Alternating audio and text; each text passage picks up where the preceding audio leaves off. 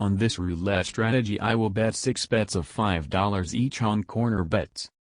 The strategy may look stupid, as I am betting 6 bets of $5, so $30 total, and I get $45 if I got a winning spin. So if I win I get $45, but if I lose, I will lose $30. Seems risky according to the difference between win and losses. But it is not so risky. As according to the last spinned numbers shown on the display, and the color value of each column. As I told you, I will look at the last spinned numbers shown on the last spins display to determine where to place my bets. Just have a quick look at the 3 columns, they does not have the same amount of red and black numbers.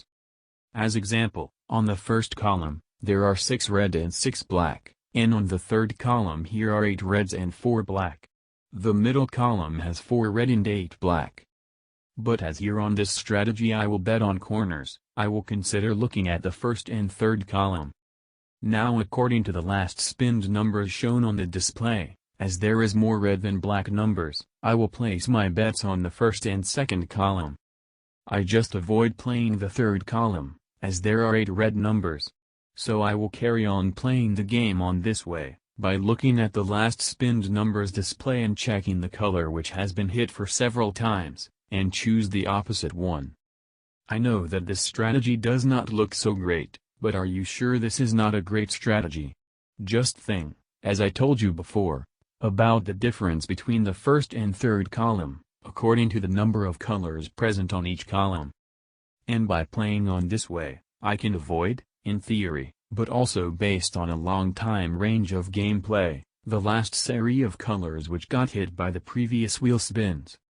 Just as information, on the first and second columns, there are 14 blacks and 10 reds. And on the second and third columns there are 12 blacks and 12 reds. So now, with this numbers colors difference of 14-10, and 12-12, I can use it as a playing strategy for corner bets. And I can then swap my bets from columns 1 and 2, to columns 2 and 3, according, of course, to the last spinned numbers and the main color shown on the last spins display.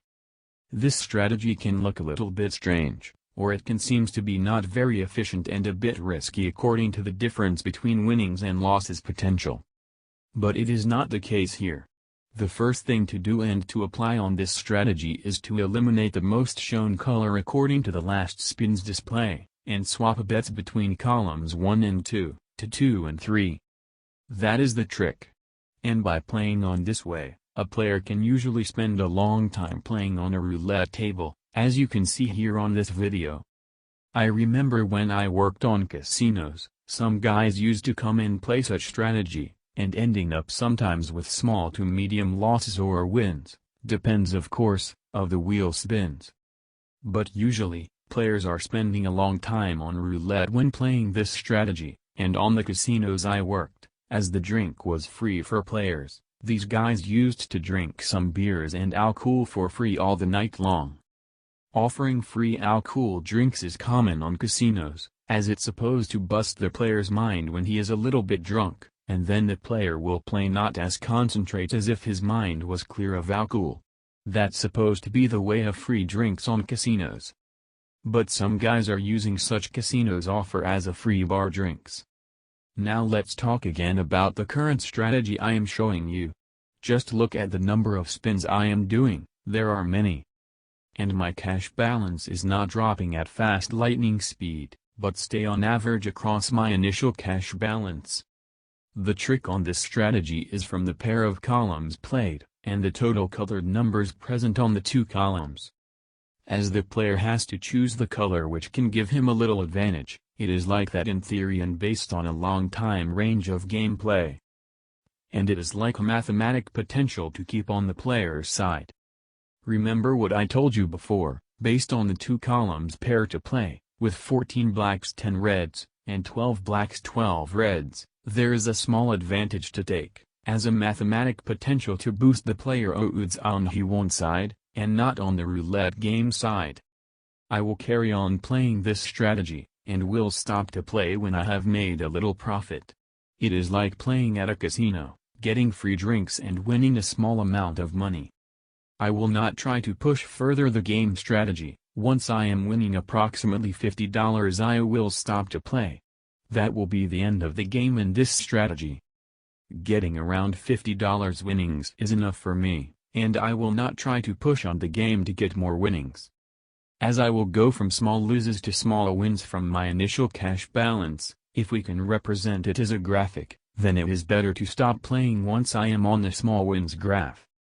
Okay, let's go and continue this strange, but efficient strategy and see how it will goes on. Now for the next few minutes of playing, I will add some music, and see you at the end of the video to talk about my winnings and how the game ended up.